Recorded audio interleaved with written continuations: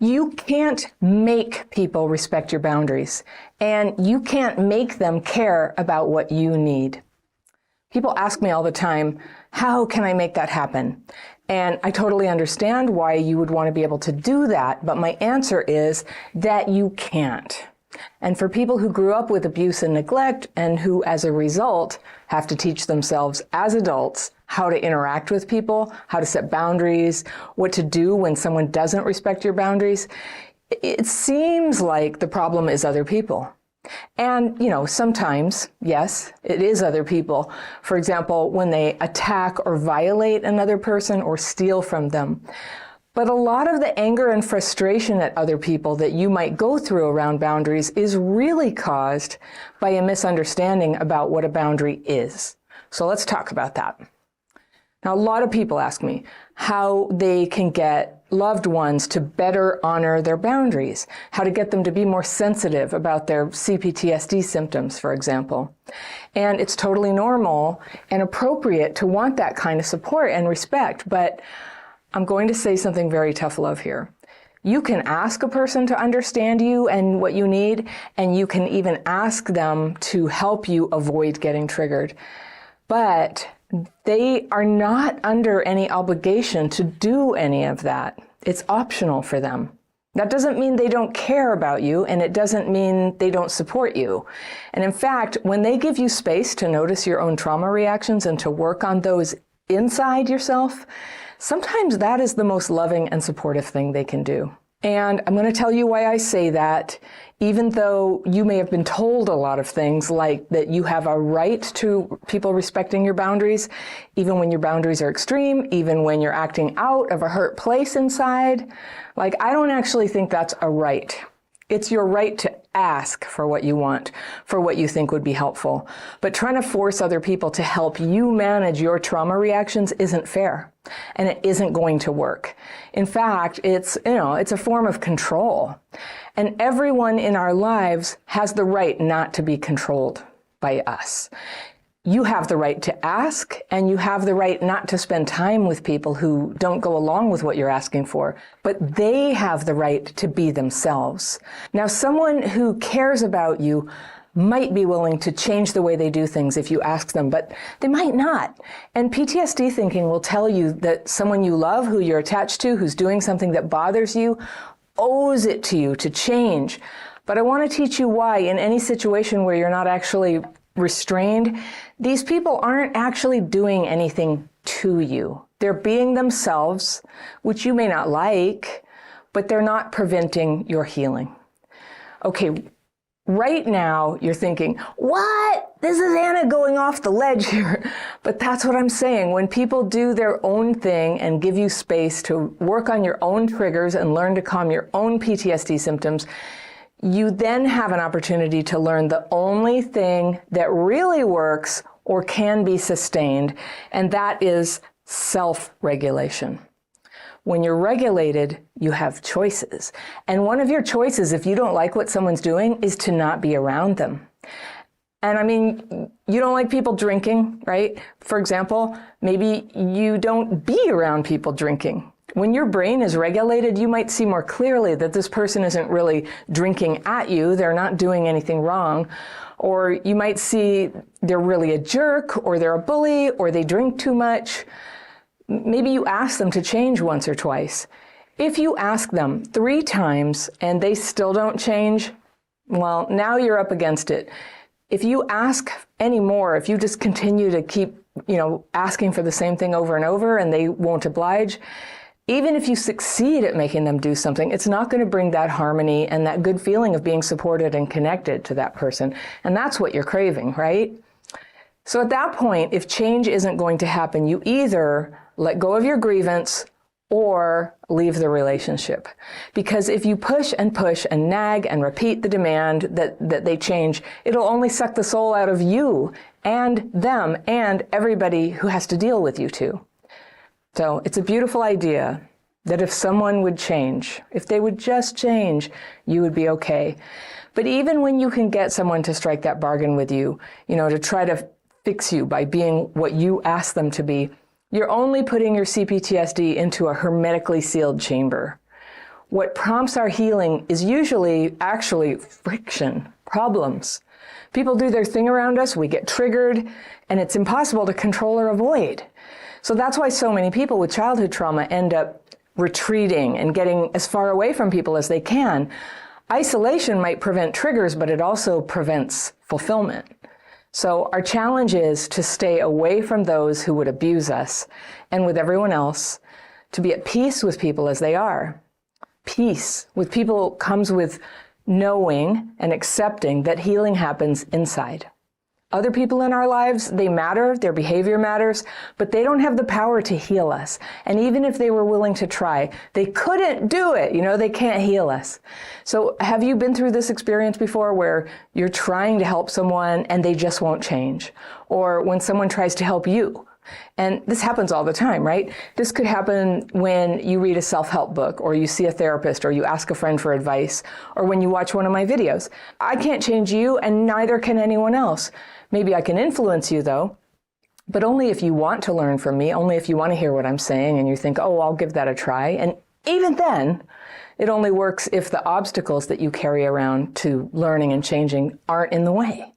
So I'm not saying everything is a construct of our minds or our will.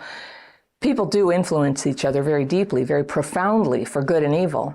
And this is where I suggest you put your focus on choosing carefully who is going to influence you, and thinking carefully about how your behavior influences others. So let's talk about what is realistic for you to expect from other people. They can potentially provide a calm, safe environment. Not everyone can do that, and they can encourage you when you're freaked out and encourage you to get out your tools and deal with the disturbance within. So for me, the tools are a pen and paper. And people who love me will sometimes remind me, do you want to write your fears and resentments about this? I actually don't like it when people suggest that, but they're usually right. That is usually what will help me when I'm getting kind of aggravated. You will be amazed when you learn to regulate your trauma symptoms, the overreactions, the unreasonableness, the demands that we put on other people, because it seems like all that's needed is for them to change something about themselves. And you will be amazed how much easier it is for other people to love you and be close to you when you let that go. So how can you do this? When you're in that place where you want to make a demand on someone, it usually means it's time to do what I call stop and drop. Stop the action that's escalating conflict and drop into a chair where you can start writing your fears and resentments. That's one of the two techniques that are part of my daily practice that you always hear me going on and on about here. It's a free course. You can learn and try it in less than an hour. It's always down in the description section down below my videos. It's there called The Daily Practice. Take the free course. It's also on the free tools page of my website. The link to the free tools page is at the top there. It's on the courses page of my website at crappychildhoodfairy.com. I hardly let you get away from this. It's free though, and it's worth giving a try. If you're having trouble managing your CPTSD symptoms, if you're feeling overwhelmed by life, by the people around you, you might find this as helpful as I have. When you get relief from the fearful and resentful thoughts, things get clearer. And, the fire kind of burns off and the truth is there and it cools down. It's not your fault that you were abused and neglected as a kid, but now it's you. You're the one who needs to stop acting out on the trauma and to learn to try things and notice your triggers when they happen and develop techniques to calm them, okay? Now, some people will be very open to learning what you're working on, and they'll support you, but probably not when you're yelling at them. So it kind of defeats the purpose. So how do we do that? How do we get neutral like that? You'll hear me say this a lot. It helps if you don't talk about it. When you're triggered and you know it, pause. Your thinking is getting dysregulated. And if it's anger, then by definition, that dysregulated anger is going to feel unreasonable to other people. It's an argument waiting to happen, and you'd be better off not having that argument. If you have to argue, just say to yourself, I can do it later. Later is better when you're regulated again, when you can choose your words and not just have them fly out like daggers. Now, this would be crazy talk if there wasn't, in fact, a way to get regulated, but we can do that. And it starts with owning the problem, not blaming other people that we feel that way, not with our words, and not in our minds, right? Because healing can really move forward when we can just recognize, oh, I'm having a reaction. And then this is the hard part. Resist the urge to say a lot about how you're feeling. You can say something like, oh dear, I'm having one of my reactions. Hold on a sec while I get myself sorted out. But don't set yourself up to insist that you get heard about this. Don't wave your feelings like a flag. I'm triggered. Trying to get other people to deal with that sort of thing tends not to work very well at all. So this is your new approach. This and giving yourself a little time out to write your fears and resentments can work wonders. And after that, whatever you need to discuss is going to be simpler and lighter and easier for another person to hear. And that's a good thing when it happens. But the nicest feeling of all is knowing that whatever happens, whatever present day reactions are rising up out of your childhood trauma, you'll be able to deal with it. You'll keep your boundaries. And gradually, you'll open your heart to all the love and fun that life has to offer you. If past trauma has made it hard for you to see red flags when they're waving at you, then the first time that you set boundaries for yourself and stick up for what you really want is going to feel really intense. And even though most of us who were abused or neglected as kids don't start learning this until well into adulthood, I call this the early phase of speaking up, the adolescent phase of healing, by the way. When you start saying no, it'll come out like, no way, I said no. Even on small questions like, do you want cream in your coffee? So everything comes out like big, oversized, and strong, and that's okay. Even if it's too much, it's okay. It's going to come back to size pretty soon through practice. And then there's this normal phase of healing where you spoke up for yourself and you set your boundaries, and then doubt creeps in and you get a little bit confused. And this is why it's so important that we don't try to heal alone, because it's this backlash period after you've moved forward in your healing when you can be most vulnerable to giving up, to losing your boundaries. So my letter today is from a woman I'll call Denise, and she wrote to me with a question, but also a success story, and I wanted to share that. She's been watching my videos and following my healing program for a while now, and so a lot of progress is happening for her. So she writes, Dear Fairy, my childhood, while stable in my early years, had a lot of neglect and abandonment, but no violence or sexual abuse. I've got the pencil here to circle things I want to come back to, but first the success story. My childhood, while stable in my early years, had a lot of neglect and abandonment, but no violence or sexual abuse. My mother died when I was 10. My father was kind but not perceptive or protective, and he remarried twice to unstable and difficult women who elbowed my sister and me out in a variety of ways, and to whom he deferred. Fortunately, I had the loving care of an aunt in another country and was able to go to boarding school by the age of 15, which, while I hated it at the time, provided protection for me from the stepmother and her chaotic household. Funny how spirit comes to help, don't you think, she says? So the topic that closely applies to me is a decades-long pattern of being attracted to unavailable men. I've been divorced for a couple of decades after a 10-year marriage. I bowed out of dating about 6 years ago, partly to develop the talents I have, partly out of resignation, and partly to try to heal this tendency. Last week, the pattern reared its head again. An intelligent and cultured man that I met at a dinner party months ago subsequently emailed me a flattering note. I responded cordially but cautiously because I had registered that he was wearing a wedding ring. In the past few months, a few emails were exchanged, short, friendly, no invitation included, and not flirty after the first one, which was flirty. And frankly, I wasn't sure what he was up to, but I knew enough to keep my distance. Then very recently, he extended an invitation to a daytime event. I asked him to explain the wedding ring to me. I promptly received a long, candid, and complete explanation. He's separated from his wife, separate bedrooms. Oh, separate bedrooms, not separated. Interesting word choice there. But lives in the same house, and because of a chronic illness, she is dependent on his insurance. He wrote that he was only offering a friendship. This offer was actually mixed in with some flattery and by mentioning the possibility of a spark. Let me add right now that I think he's very likely a good person. He's in a tough situation and naturally wants someone nice to spend time with. And he may be a bit unaware of the depth of his own attachment to his wife since he hasn't managed to remove his wedding ring. Even though his wife did so years ago. She says he's perhaps a bit naive, which dating will rectify once or if he gets out of there. But this does not make him a bad person. Perhaps you have something to say about this, but let me give you the rest of the story. I do have things to say about it, but yes, let's get the rest of the story. Okay. She says, here's where you come in. I bulleted in my mind the essence of your message. So she's quoting me here, which I find it charming.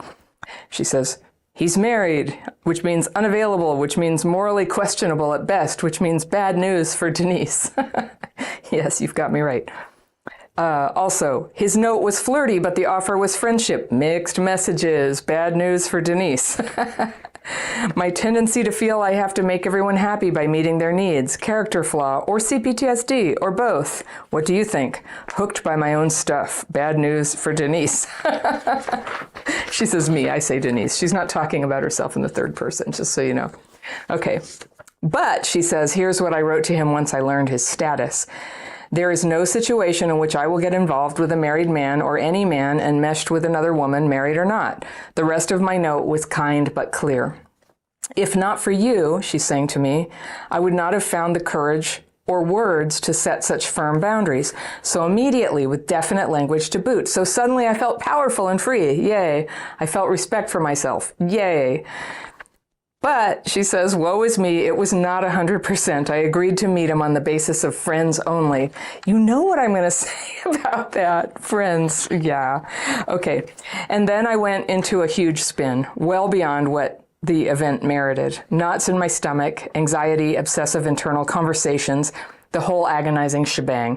This, even though I hardly thought about him before and had no interest other than abstractly, meaning I'd like a man in my life, but not necessarily him. Ooh, physical signals. Okay. Thanks to your videos and courses, I did the daily practice and I reached out to friends who could offer me perspective. All 6 of them, good job. They all said, including one male, unequivocally, no, do not meet this man or try to develop a friendship. The male friend said it would be like crack cocaine for me. And he was so right. In the deeper recesses of my heart, I am quite hungry for emotional and physical intimacy, would love someone to know and see me, would love someone to dote on and share a life. A little attention goes a long way when you feel this way. So I canceled within 24 hours of agreeing to meet him. Okay, good. And then the backlash came. I felt guilty. I felt unkind, too harsh. Maybe we could be friends. Maybe I'm a bad person. Maybe I'm inflexible. Maybe his friend, our connection, would think badly of me. Maybe he will think badly of me. Maybe I should just try. Maybe. This is such a good description of the voice of trauma inside. I love it. You've said it so well. By the way, he didn't take no for an answer and attempted to persuade me, not too much, 2 texts that I did not read. Thank goodness. 2 days later, the torment is gone. I have a residual emotional hangover, as if having navigated the high seas of a serious storm. Yes. My adrenals are exhausted, but my stomach is at peace, and I slept well last night. The obsession has dissipated. And you're much closer to finding true love, I might add, not being wrapped up with this go-nowhere guy. Okay. If you have the time and are inspired, she said, I'd love for you to address the hangover part and the storm over so little. Am I wacko? No, you're not. I will likely mull over this a bit, but not mull over him since I only met him once, and I will dread running into him, though this is not likely. All right, Denise, good job. You did it. You did it, and you have perfectly described what it's like in the early phases of healing to set a boundary. And you know what you did? You set a boundary with truth. You asked the right questions. You got answers. You responded to those answers instead of what so many of us have done. You've probably done it. You just pretend you didn't see the ring. You pretend you didn't hear the answer about the wife. You go along with some explanation. And I would just say, you know, when you said I might have something to say about it, separated from a spouse does not mean separate bedrooms. Lots of people have separate bedrooms. They do that because of snoring or whatever. We often do that in my household. We are not separated. We are very much married. Wearing a wedding ring is a way to signal to the world that he is married and with somebody. And personally, I do not trust his honesty in this situation, trying to present himself as somebody who only wears a wedding ring and lives with his wife so she can have insurance. That's not necessary. I mean, I think he would have to stay married to her to be able to share that insurance. I don't know.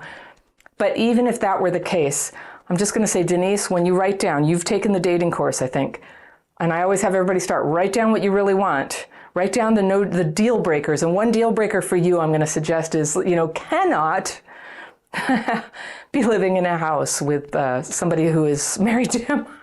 Sorry, I'm just laughing because I know you're with me on this. It's just like, yeah, there it is. No, a big no way on this one. I think he was lying. I think he was minimizing the level of his attachment. You say he may be a bit unaware. And this is where the part of your trauma that's trying to make you feel guilty can only feel guilty because it hasn't let you actually come out of denial about this. He is wholly aware, I assure you, that he's married and lives with his wife. And I just wonder how his wife would feel about his shenanigans if she knew. So I don't doubt that they have a terrible marriage, but I never want for you or anybody in our beautiful community of tender hearts who are healing and rising up to be ready to love and be loved, that they should ever be with somebody who's compromised in this way, not dishonest, not shady, not half involved with somebody else. Did you guys see the comment the other day? Somebody came in and, forget the word, mono something or other, that I was like biased towards monogamy and not polyamory, and then put period and then disappointing. And I was joking with him that I would love to have a T-shirt that said that about me, that I'm biased for monogamy and I'm disappointing. And you're disappointing too. And let's all be disappointing to all the people who want us to just do whatever with them in their whatever relationship. We're not available. We're trying to have the relationship that we want. Okay. So I really want that for you. You setting that boundary, that free, powerful feeling you felt. Yes, that's what it's like. Like you think it's going to hurt so much. You think it's going to just like bring on this avalanche of loneliness, but it doesn't. It brings on freedom and a feeling of like power entering into you. Like the wind is in your sails now when you can start to set boundaries against crap. That was just crap. So good job on that. So then, yes, the hangover, the backlash from inside, like, hold on, wait a minute. So it's so normal to be like, oh, I'm afraid I can't really hold this boundary. I don't dare, because basically we're afraid we're going to be alone forever. That's everybody's core fear. So if you have that fear, just keep writing it. It's just always there. It's part of being human. And the one thing that will keep you out of a relationship forever is emotional entanglement with unavailable people. So the fact that you've pulled yourself out of this entanglement, you really very positive step towards love. Good job. But what you noticed is that it feels like you've navigated the high seas on a storm and your adrenals are exhausted. And there it is. The triggered trauma response to getting manipulated, tricked, deceived, seduced, have your boundaries violated where he comes back again for more and you had to set the boundary again, and the fear involved in setting the boundary. This is a physiological thing you're doing here. Physiologically, we've been trapped in that fear of abandonment, and physiologically, we've been compelled to attach to people who are no good. These are all physiological phenomena. Physiologically, neurologically, we were damaged by trauma in the first place. So you bet it's physical. I've said before that sometimes when I know that I'm about to like blow, I'm about to go into like an emotional flashback, I can feel it creeping down my arms. But what that is, it's a chemical release in my bloodstream. Oh my gosh, it's real. So yeah, there's a hangover. There's a hangover. And so that it's a lot of stress on the body going through all of that, but you came right back out of it. So this is a good time to treat yourself like you did just have a crisis. Drink a lot of water, exercise, don't do alcohol and sugar right now. Treat yourself like something toxic has flown through you. Get your rest, move around, and get lots of love from your friends. I just like the fact that you have 6 friends to go to. You've got to be a member. If you're in our membership program, there's like people you can call for each of these things, and people you put it out there, and there's a lot of support. And I really, really support everyone to find that kind of support for themselves, whether it's with us or a 12-step group or a counseling group or wherever you can find it. I know that for people with CPTSD, that circle of friends is one of the things that we usually have lost. Then came the pandemic and made it worse. Prioritize that, everybody. Have a group of friends who you can go to and be like, I feel like I'm going to call them. I feel like I'm going to cave. And they can go, no, Denise, no, don't do it. We love you. You're great. You're beautiful. You're good. We all need that. We need those friends. All right. So great work, Denise. I can't wait to hear what comes next. You've just taken a huge step forward, and I'm proud of you. If your history of trauma has complicated the relationships in your life, you are going to need some ninja boundaries. These are not just everyday boundaries. They are fierce but invisible boundaries that you can use with people who would otherwise be setting off your trauma reactions and who would flip out if they even knew that you were setting boundaries with them. Haha, right? You win, they win. And it lets you get out of social situations that used to be hard for you with all your lovely mental and emotional energy intact and working beautifully. Now, how many times have you lost 3 days of happiness and focus and energy because you paid a visit to your family of origin where that environment has never been easy for you? You might have felt like you had to tell them off or that you needed to cut contact. And believe me, there is a time and a place for those two reactions. But sometimes you don't want to make any big dramatic moves. You just want to stay connected and maybe spend a holiday with people. And you just want to get through it feeling okay about yourself and how you handled it. And maybe even enjoy yourself. Now, this isn't just about families. It's about anyone who is hard for you to be around or any situation where your trauma symptoms, the strong emotions, the body dysregulation that we can feel sometimes when we're around people who are difficult for us. Maybe it's an ex that you need to see and you share custody, or it's a lunch with people who haven't treated you very well at work, but you need to go, or you want to go to a neighborhood gathering or a high school reunion, or a chat with the parents of your kids' friends. All of those things have been stressful for me, I know. If it is hard, you take with you your ninja boundaries. So I call them that because it's almost like a martial art to duck out of the way of incoming hurt and not get tangled up in arguments or tension. You don't want to hurt the other person. You just want to do what needs to be done and you want to leave feeling good. So getting into conflicts when you're triggered, it always feels terrible.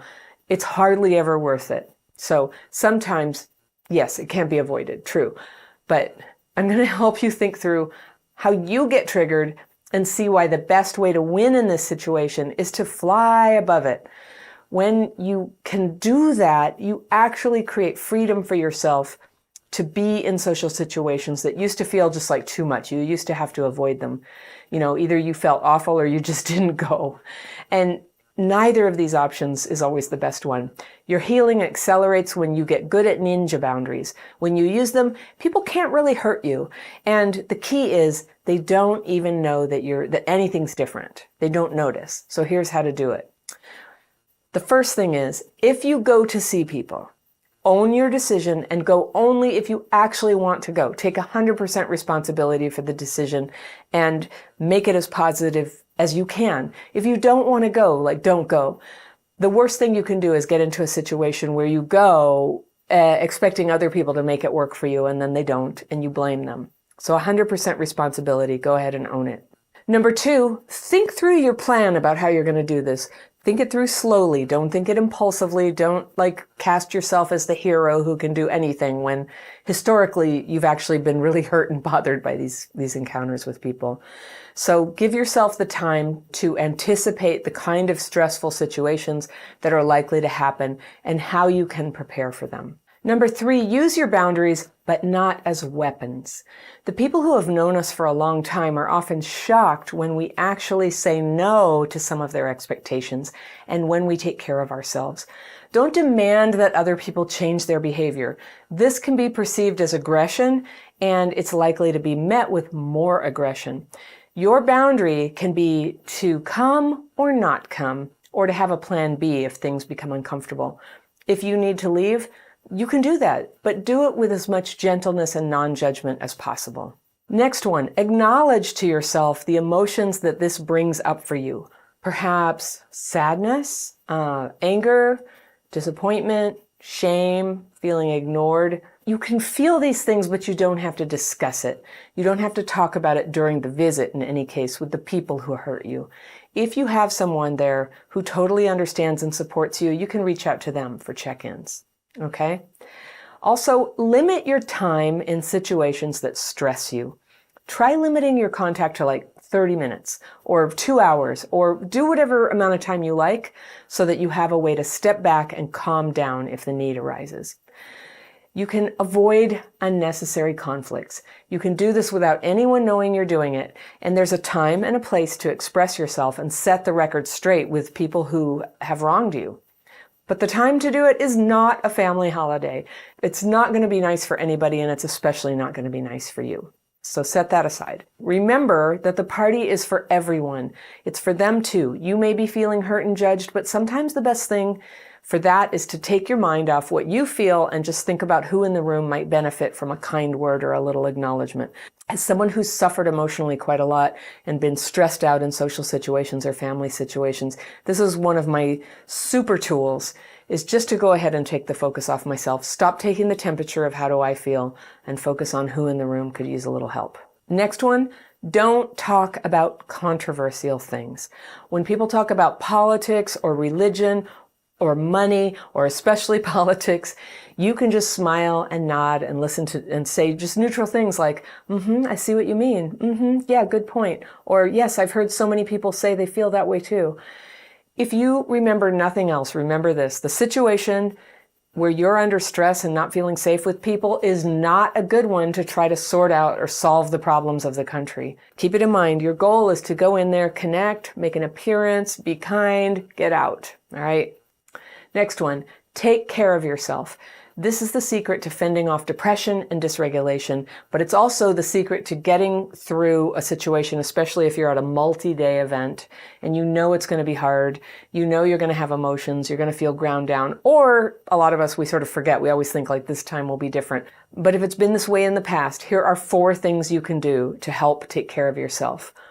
Get your sleep no matter what. Get fresh air and exercise every day no matter what. Eat protein at every meal, no matter what, and drink lots of water, no matter what, even if you just ate a ton of carbs, which happens at holidays. That was actually number 3.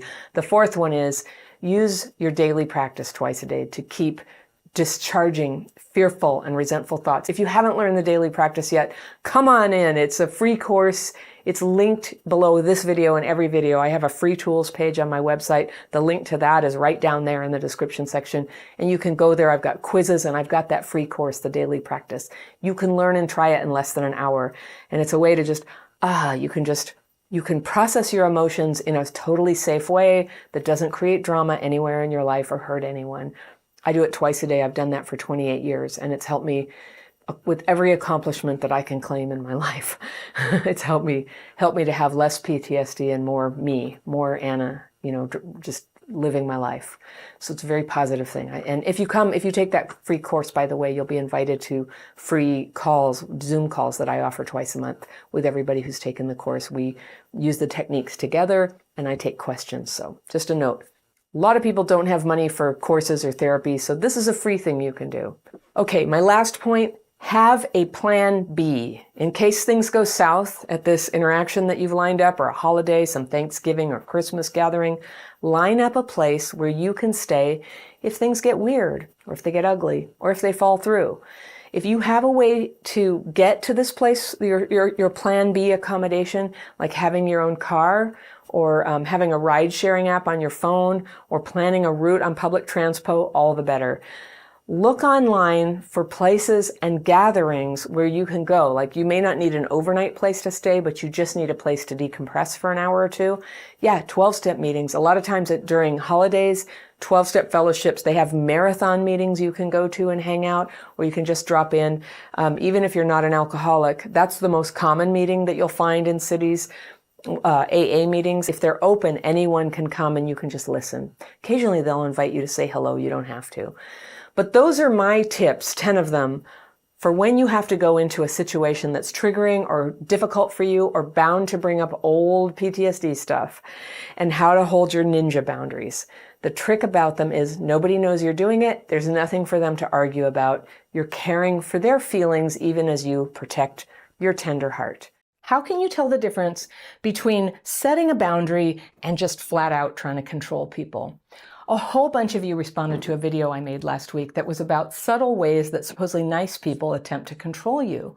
And a couple of the things I said sparked some comments from people who were either confused or annoyed with me because it appeared to them that I was saying nobody can ever set a boundary or express concern about other people or else they're controlling. So I thought I'd make a follow-up video and just read some of the comments, both thoughtful and critical about this, and respond to it so that we can do a little deeper dive and talk about this, because for people with complex PTSD, that fuzzy line between expressing our boundaries and holding them and control is confusing, and it deserves a little extra time here. So in my post last week, I listed 9 subtle control strategies that people might use against you. And just to call your attention, when somebody's trying to control you. And the first 2, I think, were what set off the kind of alarm bells for some people. One of them is what I call outsourcing responsibility. And that's when somebody tries to make you walk on eggshells and change your behavior and jump through hoops so that they don't get triggered. And doing that instead of kind of, healing and learning to manage their own triggers, or not going into situations that they can't stand. The example I gave in that one was a person who doesn't like to be around drinking, getting so upset that other people keep drinking alcohol around them, even though they know that they don't like it. All right, so that was one. The other one that seemed to set off a few comments of the people were bothered was what I call concern shaming. And that's a word I made up for something that I've witnessed where a person has a criticism, and because maybe they don't feel like it's fair to criticize, or they don't want to see themselves as somebody who criticizes, they mask it as just being concerned about you. Are you really sure you want to go for that goal? Because that's going to be really hard for you, and how you kind of break down and get fragile around things. All right, so that's like shaming somebody in the name of concern. But as some of you pointed out, there is a time and a place to express concern for people, especially when they're in danger. So let's just get that out on the table. If a person is in danger of harming themselves or other people, who cares if you look controlling? Do whatever you can to stop the bad thing from happening. Now, the fact is, when you have CPTSD, the line is confusing. And I don't know about you, but I've had a lot of alcoholics and addicts in my life. And even though I was going to 12-step programs to get help with how to deal with that in a sane way, because it drives you nuts. It drives you nuts living with somebody who has an addiction. And does tend in many people, including me, to bring out controlling tendencies. You just want to make it stop, and you're just like, gosh, just listen to reason. If you keep doing this, you're going to lose your job. If you keep doing this, I can't be with you. If you keep doing this, and all of this, the control can kind of creep in as a substitute for actually having boundaries. It's a form of a fake boundary, right? Controlling. It's not really a boundary. And I use the example of drugs and alcohol because that's something, and probably many other things are too, and it's debatable, but whether you pressure that person or make threats or ultimatums against them or not, it probably influences very little whether they're going to change. That doesn't mean you can't say it. That doesn't mean you can't express boundaries or preferences or wishes. And that doesn't mean you can't leave them. So the thing I want to say to clarify what is a boundary versus all other, kinds of behaviors that we're talking about. A boundary ultimately is that point where you walk away. You can say, if you get drunk, I am going to leave. But the point where you leave is when that boundary becomes real. It's all talk up until that point. It's real when you walk away. And you get to set boundaries. But what I hear in a lot of people with CPTSD, and honestly, especially people who are younger maybe, or newer to recovery, is the belief that this is a right, that I have a right to say, I have a right to make somebody stop drinking. And this is going to sound harsh, but we actually don't have a right to make anybody do anything like that. We have a right to leave, but they have a right to keep drinking. It's almost impossible to influence people in every way that we would like them to. And the thing is, so if we get away from drinking and things that are dangerous, but let's just say we don't like somebody, I don't know, dressing in a sloppy way or something, something that doesn't endanger anyone, but you don't like it. And you say, I really wish you'd dress in a nicer way. I really wish you would. I don't want to go out with you unless you're going to dress nicely. You can see how this can turn into controlling behavior. If it's really a problem for you, it sort of becomes your problem, right? So that's what this was about, is that continually criticizing somebody and expecting them to change is a form of criticism and control. There is a gray area where when somebody is in danger or when somebody is making a mistake in their life, yes, a good friend may show their good friendship by saying, you know what, I think you're making a mistake. So I wanted to read to you some of the comments that came in. So Melody Lacey said, "We who have PTSD or CPTSD keep hoping that by controlling our environment, we will prevent future attacks." You got it. You've got it, Melody. You've nailed it on the nose. If we could just work hard enough, then things will never go crazy again. And it's hard to know the fine line between teaching and micromanagement. And there it is. Melody, you've laid the foundation for what the dilemma is here. All right. R. May said, "I wouldn't want other people to nag me, but I wouldn't want people in my life to sit back and watch me engage in unhealthy or destructive behavior without saying anything to me or encouraging me to be a better version of myself. This intimate connection and trust are what differentiates my personal relationships with friends and family from those on the periphery and mere passersby on the street."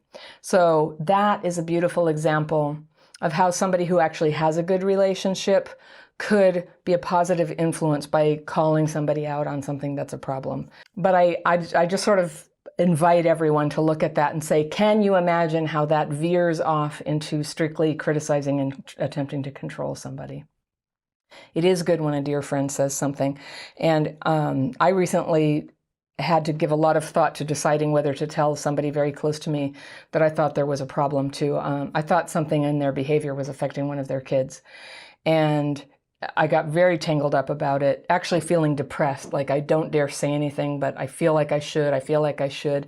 And then eventually it came out and I was able to express it. It was a difficult conversation, but in the end it was done lovingly. It was done in a context of offering love and support. And part of why I did this video is because I was worried about this situation, actually. And so I was kind of living this question as I created this video.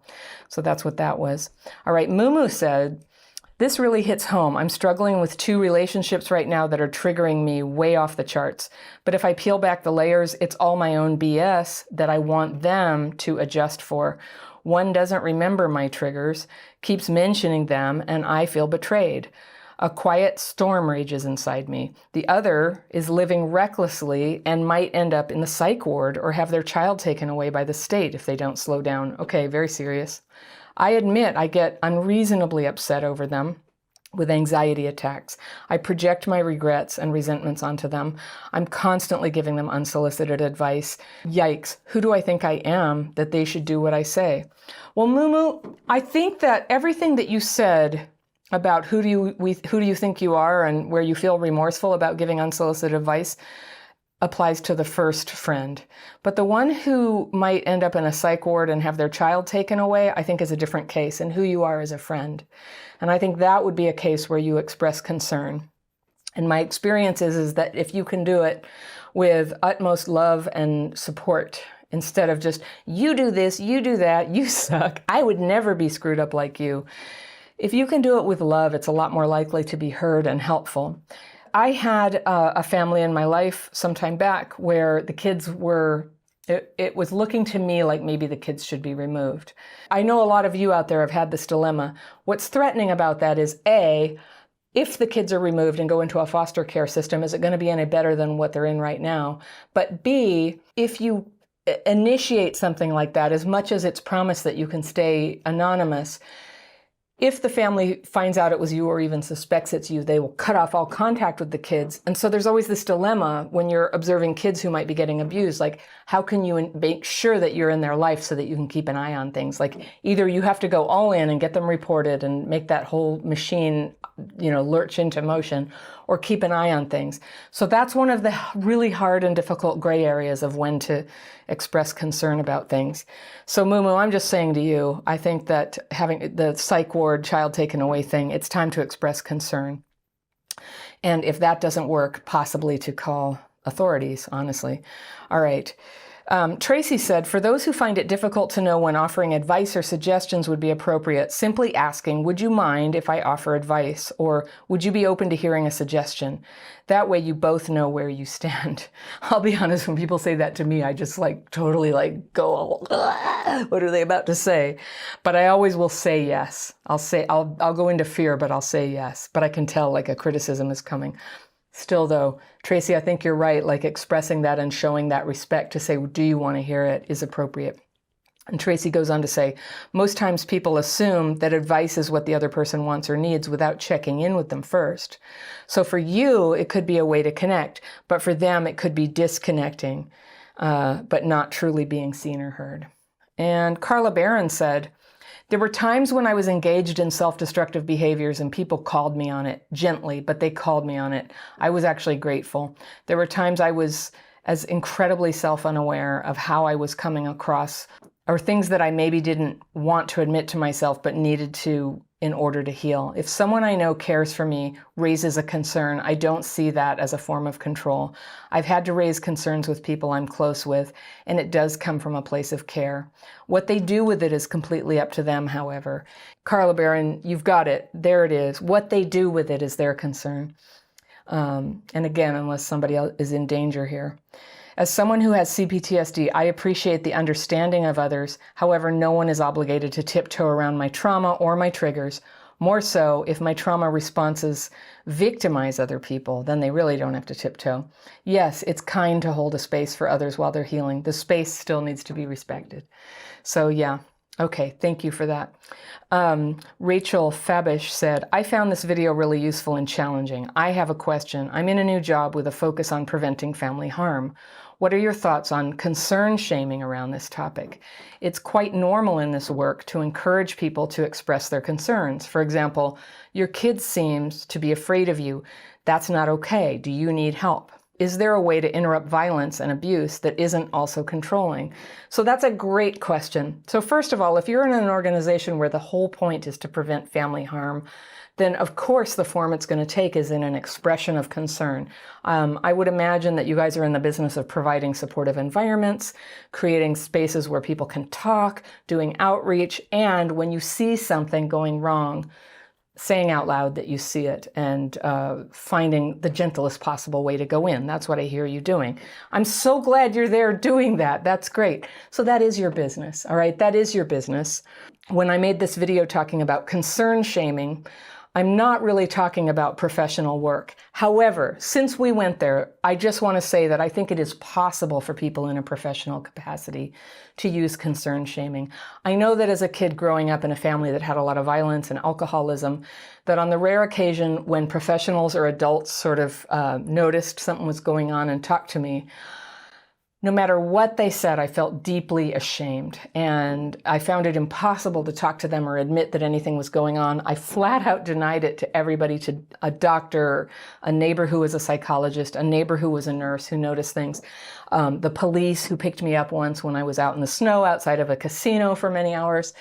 And I was super self-protective and couldn't hear it. I can't say enough how much a feeling of dignity was at stake for me and people noticing that something was wrong. As a child, I really felt like my own worth as a human being was at stake if people saw what was going on. And that's just what kids do. But I think it's also what adults do. And so when you really are concerned about somebody, my rule of thumb is you can start super gentle with them at maybe 20% of the information. You know, if you want to say, rah, rah, rah, say, ah, ah, ah, and it'll often be enough to get the idea across and express the concern and leave a space for people to respond to what you just said. As a person with CPTSD, when I feel scared, when I feel threatened, or upset or strongly about something, I can be very intense. I don't know about you, like not everybody with CPTSD, but it's pretty common, right? I can be very intense. And that's one of the sort of mitigations I've learned is if I feel this big about something, I can express myself like this, and the idea gets across much more effectively. This just sounds like yelling to people, right? Or it is yelling. All right. Written piece of paper said, please help. How do I know the difference between me being controlling and me setting boundaries? I added someone as an authorized user to my credit card. They almost maxed it out. I tried setting a repayment schedule, but they're calling me controlling. Am I? All right. I'm so glad you asked this one. Because no, you're not controlling enough. That's what's going on. Not control. There's no boundary here. And there's not enough details here, but I'm assuming this is maybe a boyfriend or girlfriend or a family member who you chose to believe could be trusted with your credit card. So adding them as an authorized user of your card is putting your trust in them that they're going to spend an appropriate amount. And I don't know if you gave them a dollar limit or an expectation of paying you back or how to pay you back or how often or a payment plan, but it sounds like from what you said that either they ignored what you set up or it was never communicated to them. And either way, I'm sensing here a real difficulty setting boundaries, that this may have been like more idealized thinking that somebody could handle it and they couldn't. And now they've almost maxed out your card. So the first thing, can I give you unsolicited advice? Maybe like cut them off from the card. This is not good. Keeping that card open isn't going to cause you to get paid back or anything. And I kind of would be surprised if you get paid back if they disrespected the other boundary. It's not controlling. That is your money and your card. So that is not inappropriate for you to control. I totally sympathize though. You wouldn't be on this channel, I think, if you didn't have CPTSD and that abuse and neglect in your childhood hadn't like muddied the water for you about like, can I share my credit card with somebody and expect them to honor me? With this person, no, it turns out. This may be an expensive live and learn opportunity here, where you start to learn that if you're going to share money with somebody, there needs to be a much clearer agreement between you. But anyway, I really do hope you get paid back. I hope you use this as an opportunity to step up strong and set your expectations with this and do your best to save the relationship. Money problems, huh? You know what's funny about money? Like, not having money certainly brings up a lot of stress, but funnily enough, people who have money also seem to go into a lot of stress about money. So a lot of it has to do with the way we share money with other people. So I hope you get this worked out and to a good mutual agreement, and that you get paid back, and that after this, you feel more empowered to set your boundaries about this, about limits and payment. All right.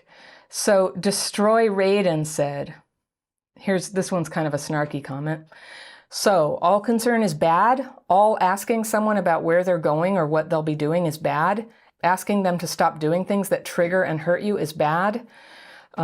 So I can see this email is getting very global here. It's about all things, and Destroy Raiden probably knows really well. Of course, I didn't say all things are bad, but I'll read on. It just feels like you're supposed to be detached from your loved ones until they decide to tell you something, and it cuts off bonding entirely, as you can't ask about anything in their life or suggest they do something or help themselves. So why should they ask about you or care to suggest things to you?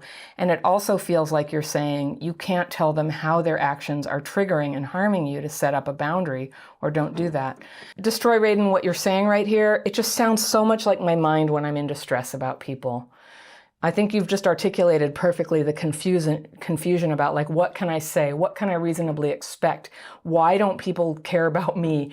All that stuff. What you're describing, I'm not sure if that's where you meant to go, but I'm feeling you, okay? So I hear you about how painful it is when no matter how much you ask people what you need and to respect boundaries, like desperately needing some boundaries around your privacy or your basic needs, and they're just tromping all over them. I had an older brother. He died when he was 38. I was 31 from drugs and alcohol. But the whole time he lived, He was a boundary crusher. I was anxious all the time that he was, if he got in touch with me, I would become anxious. If he knocked on the door, I often wouldn't let him in. I just, I had a really hard time like holding the boundary on him. He had spent his whole life. He was the one who tortured me. He used to steal my little babysitting money, all my little dollars. I would hide them under my mattress and he would find them. He would read my journal. So I had trouble keeping boundaries with my brother. So I know how fraught it gets. And so sometimes not being able to maintain your boundaries does develop this kind of compensation thing of controlling. Now, whatever I had to do to control my brother's behavior, I basically consider legitimate, to keep him out of my life or to keep him from, completely wrecking things in some social situation that he might enter into when he was drinking or using. But there are many other relationships where that same controlling behavior carried over. And it wasn't appropriate. And when we get controlling, we push people away. Now, when I made this video last week, I focused on when people do it to you, and it feels yucky. And a lot of people, I'm so proud of you for this, really. A lot of people self-reflected and said, you know what, I do that. I do that, and I do too. I do the controlling behaviors. I have them done to me.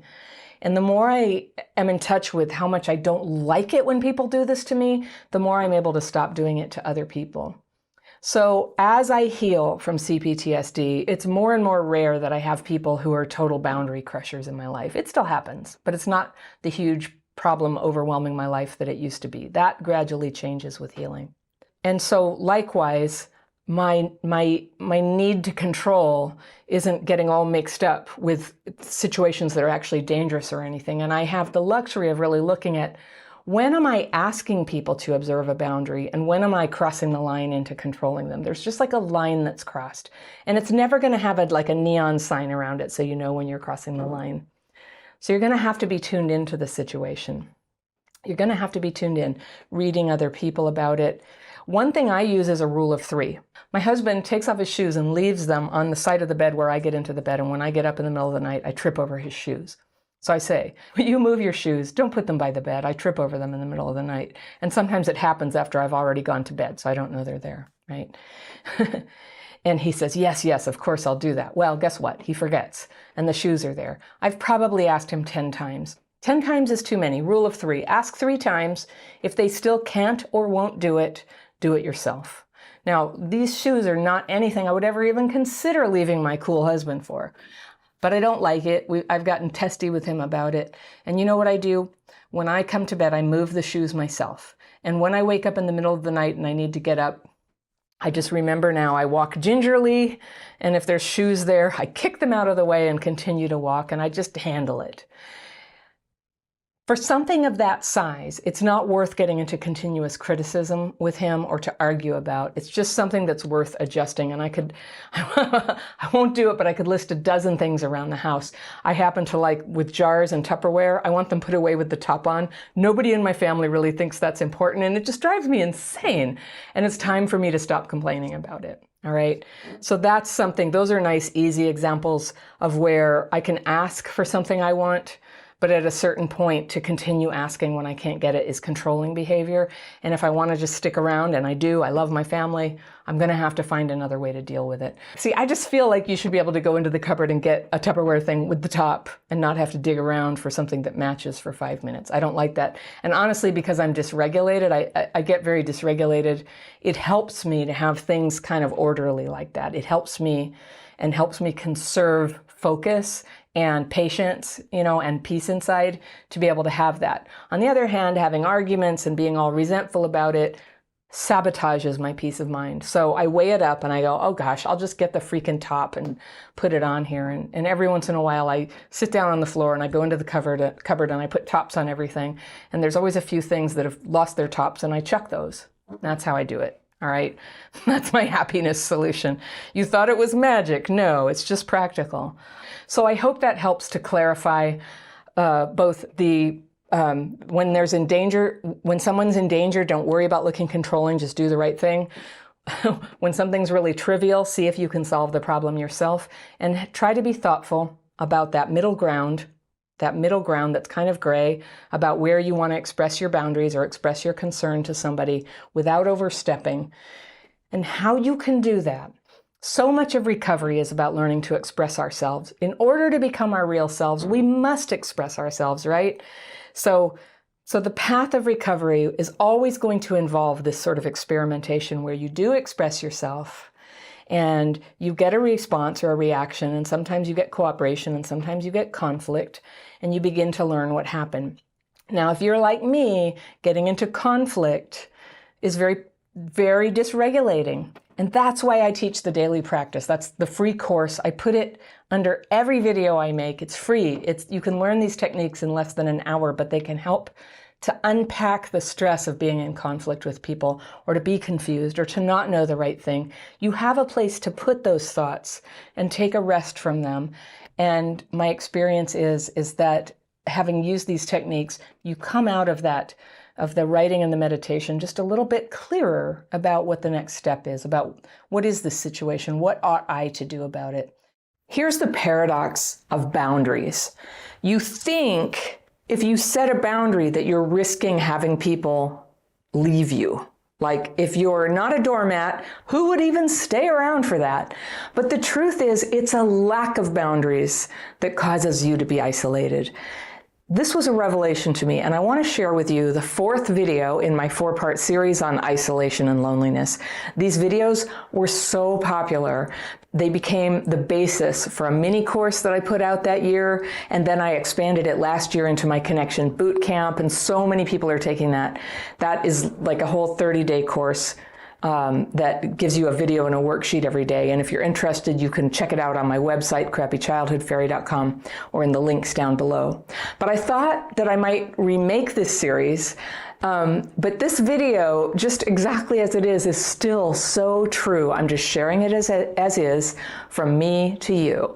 Why a lack of boundaries keeps you isolated. Have you ever been at home and you hear the doorbell and you're pretty sure it's somebody selling something or giving out literature, and instead of answering the door, you hide like on the floor, whispering so they don't know you're there? Have you done this? This is a form of isolating because we don't trust ourselves to have boundaries. And that's the topic of this video in my series on isolation. Isolation is a totally common symptom of childhood PTSD, and a lack of boundaries is a big reason why we get isolated. Now, I know that when I hid on the floor of my kitchen, and I dragged my kids into this too, by the way, we were totally laughing really quietly. And, in the scheme of things, this is pretty unimportant in terms of causing isolation in my life. But a lot of us, when we're isolating, we do the same thing around important things. We ignore texts from friends. We leave early at events where there's likely to be conversation. Or when a friend calls asking if you can give them a ride, you pretend you never got the message. Do you ever do this?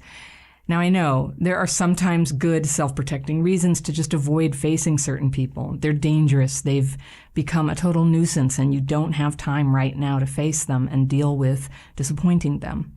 But I'm talking about the way that we sometimes choose to isolate, even from people we care about, even from opportunities for work or fun that we used to crave in our lives. And the reason we do it in that moment may seem like a good idea, but when you stand back, it's because the demands on you in that relationship or that work project or that dinner party could, in your mind, go out of control. And a lot of us fear being sucked in or overwhelmed or stuck in a situation where you're miserable. But if you look at it, it would be really hard for somebody else to actually trap you in a situation where you didn't want to be. Being literally trapped in a bad situation was something that used to happen to me when I was a kid, and then I've been physically attacked and held at gunpoint a couple of times. But other than that, I actually had a choice about where I was, who I hung out with, and what I said yes to. And so all the times where I felt pushed or coerced or trapped or miserably obligated were really me not having the inner strength to say no. It was me being afraid what people think of me, or me going on a long path of people-pleasing, a little here, a little there, until I was deeply embedded in some situation I actually resented. I said yes so many times because I couldn't deal with saying no that I didn't even remember how I got there. It begins to seem like other people are doing this to you. So the paradox of learning to say no to people not through ignoring them, but through responding with a real communicated no, is that it frees us to stay connected. And when we're confident that we can give something a try, we could attend a meeting, we could go on a date or take on a project, and you know that you can still say no the next time or even in the middle of it. When you know that, you absolutely have freedom. When you are in charge of when you say yes and no, isolation is not necessary anymore. You can choose solitude at times, which is healthy and necessary, but you don't have to avoid people altogether. It's okay to say no. It's called boundaries, and people respect you for having boundaries. We all prefer to connect with people who take care of themselves, who are not secretly resentful that they've said yes to us. It doesn't do us a favor, and it doesn't do them a favor. Now, here's a secret about boundaries. They go two ways. A boundary is what you say no to, but it's also saying yes to things that are right for you to say yes to. So let's call the yes ones responsibility boundaries. When a father doesn't support his kids financially, he's breaking a responsibility boundary. And when someone says they'll pick you up at 8 a.m. and they never show up or call, they just broke a responsibility boundary. And notice that the father who doesn't pay, the friend who doesn't show up at your house, they are isolating too. And we can isolate by avoiding saying no, and we can isolate by avoiding saying yes. So childhood PTSD can really do a number on us in our capacity to say yes and no at the right times. Now that discernment begins to heal when we take positive steps toward healing and we get out of the shadows of isolation. And I mean, watch out. If you stay isolated over the years, it will start to bring out the worst in you. It does that to everybody. So recovery means learning this discernment. When you know your own mind, and you can say yes or no politely or really fiercely if necessary, your urge to isolate will get smaller and smaller. And you'll be amazed when you're expressing yourself on these day-to-day things, saying yes and no, how much your life fills up with good people and real connections. Have you ever thought you were developing a friendship with someone and you like them and they're so nice and you trust them, and then all of a sudden, in the guise of just being friendly, they try to sell you something? And you're like, is this what the relationship was actually all about? It's shocking, right? And this is where people who were neglected or abused as kids often feel like they have to pretend that nothing weird just happened. And that's why traumatized people make such good customers for people who are involved in multi-level marketing schemes. We will buy something we don't want just to avoid the pain of realizing that someone's friendliness may not have been entirely real.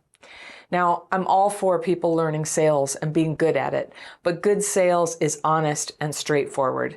When someone tries to sell something to you, but they conceal from you that that is what the social interaction is all about, it's deception. It's wrong.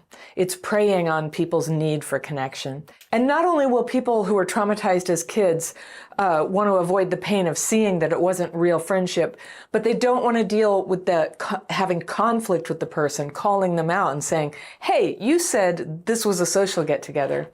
What happens is a traumatized person will often say nothing but never trust that person again. But what if these salesy friends are all around you?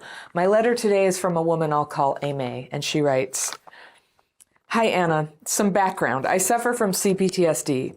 My mother left when I was young, and my father was a malignant narcissist, an alcoholic, misogynist, and did everything in his power to isolate me so that I could not socialize or participate in extracurricular activities.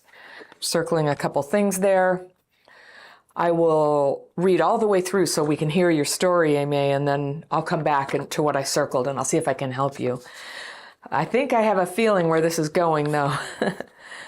I'm now a happy wife, says Amy, and a mother in my mid-30s. I have everything else I've ever wanted out of life, but I have no friends.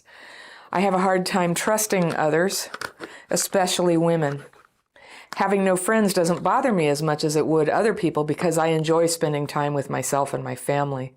I probably haven't had a friend in around 6 years. Wow. Before that, people would sometimes ghost me for pain dumping on them or being obnoxious. I smoked a lot of weed and I was a loudmouth. This was before I decided to work toward happiness, get sober, and develop better self-awareness. You know I'm going to like that part. Okay. My family and I moved to a new country 2 years ago. Our neighbor, a local who miraculously only makes friends with Americans, has made several overtures of friendship. However, every single time she has invited me over under the guise of socialization, one or multiple sales pitches would ensue. She wanted our daughters to be friends, only to try to sell us custom-made children's furniture when we arrived on the play date. I didn't think much of it because it was her family business at the time, and I ended up purchasing some pieces. Okay. It quickly became a pattern. First it was an appliance, then a weight loss shake. I even asked her which water delivery service she used, and she tried to sell me a water filter. She's tried to sell me wine, skin products, photography sessions, personal training, and more. Most of these are multi-level marketing. Some would call them pyramid schemes. My husband thinks it would be beneficial for me to maintain a surface level friendship with her, but I don't want someone selling to me every time I see them. I've distanced myself from her kindness. It became clear that she didn't want friendship from me. This experience has made me nervous about making friends here. I've been working from home for 5 years. Then I had 3 back-to-back pregnancies and COVID hit. Now I'm living in a foreign country. I'm not sure if it's worth trying to put myself out there because it's harder to gauge a person's character when there are cultural and linguistic barriers. I don't know how to tell if somebody truly wants to be my friend because they like me. This is a bit of a hustle culture, and Americans are seen as wealthy. I can respect a business mindset, and normally I would like to support neighbors and friends, but I have no idea how to tell if someone is genuinely interested in being my friend. I would love some advice going forward because my judgment is off. Do I set hard boundaries not to support someone's business unless it's something that I'm genuinely interested in? Or do I set a time limit and make sure we've become friends first? Should I see any hustle as a big red flag? I'm already skeptical of people who want to be my friend. Now we live in a place where multi-level marketing schemes and side hustles are common among women. Please offer any advice you can, even though I don't feel particularly lonely. I want my kids to have a mother who is a normal person with friendships. Signed from Amy. Okay. Thank you for sending that in, Amy. I think I can help. Let's go back and I'll go over what you told me. So your mother left when you were a kid, and that just sounds like the big, profound wound right there. Your father was no gem, a malignant narcissist, an alcoholic, a misogynist, did everything to isolate you so you couldn't socialize or participate in extracurricular activities. I don't know what that was about, but that is a really harsh background. And on the one hand, I'm impressed that you're able to succinctly tell me what the issue was there, and you're able to move on. I mean, it's like 3 lines right there. And, but I know I don't need to tell you, that is a very harsh background, and it totally explains why you would have difficulty around friendship. So you're a happy wife and mother in your 30s. That, like high five, because it's very hard to put that together, to put together a marriage and a family and everything that you're doing. It sounds very high functioning. So that's really impressive. And in your 30s too. So you have a lot going for you. You have a lot of inner strengths. You say it doesn't bother you so much not having friends, but at the end of your letter, you said this is more about your kids having a normal mother. So first, I give you permission to not be a big social butterfly. If you're happy how you are, you do get to be yourself. But yes, I know how playdates are so important. And I personally, I found the friendships with other kids' families to be one of the harder areas of life for me. I didn't always relate to people, but the kids liked each other. And so, I was sort of thrust together with people that I wasn't totally comfortable with. And not all of that was because we were different. It's because I was going through a really hard time in my life, and it wasn't something I could talk about openly. Or if I did, I often felt just like remorse. So that was different. You say that in the past you lost friends because of pain dumping. So that's interesting. You had a lot of pain and they would ghost you. People would ghost you. And you say you were obnoxious, you smoked a lot of weed, you were a loudmouth. So you sound like somebody who used to be quite activated by your trauma, and now you're not. You have sort of levity about it, and you got sober, you have self-awareness, you worked for your happiness. It's really a fantastic success story about what's possible. So, I just, first of all, just It's okay that you are struggling with friendships and there's time for this to unfold and for your healing to kind of take its next step in this area. But what a drag. Your next door neighbor is somebody who has tried to sell you 20 different things. So you're right. I think this person is not interested in friendship. She sounds like she's interested in trying to sell things. And for reasons either that she's totally insensitive to people, or it's a cultural difference, I suppose, we can grant her that. She doesn't see anything wrong with using friendship and play dates as an opportunity to sell. And that would make me uncomfortable too. And I hope by now you have expressed to her saying, I'd love to have a play date sometime, but I'm definitely clear. I'm not going to be buying anything. Are you good with that? Then leave the ball in her court to decide that. So she's easier. But you are experiencing this from so many people. And you say it's the culture of women there. So what I zeroed in on, you've been working from home for 5 years, which is great with kids. That's such a positive thing. But man, is it isolating, huh? I've done it too. And then 3 back-to-back pregnancies, isolating. And then COVID hit, super isolating. Now you're in a foreign country. You have 4 big isolating factors going on. So I'm really glad that you're not feeling like you're in a crisis over this, but I have a feeling, I agree with you, in other words. It's really not just for your kids, it's for you. It's time for you to start growing in this department of having friends, and especially women friends. I don't think it's uncommon for a woman to feel untrusting towards other women when her own mother was somebody who would leave. And my mother didn't physically leave, or when she left, she came back. But I have had a lot of that too. And I sometimes can tell I'm sort of operating on old information and having a little trouble being like real and in present time in those relationships. And so it's gotten so much better for me though, since I started healing from what happened. And you probably know if you watch my channel, I use these techniques daily practice. So I'm taking my fearful and resentful thoughts like, fear women can't be trusted, fear nobody likes me, fear everybody in this country only wants to make a buck off me. I'm projecting what your fears might be. That you could be getting that on paper and just moving it out so at least it's not activating you. Because even if you're very high functioning, if you had trauma, these thoughts that, people don't care about you, they're against you, they have that little hint of old trauma spice to them, right?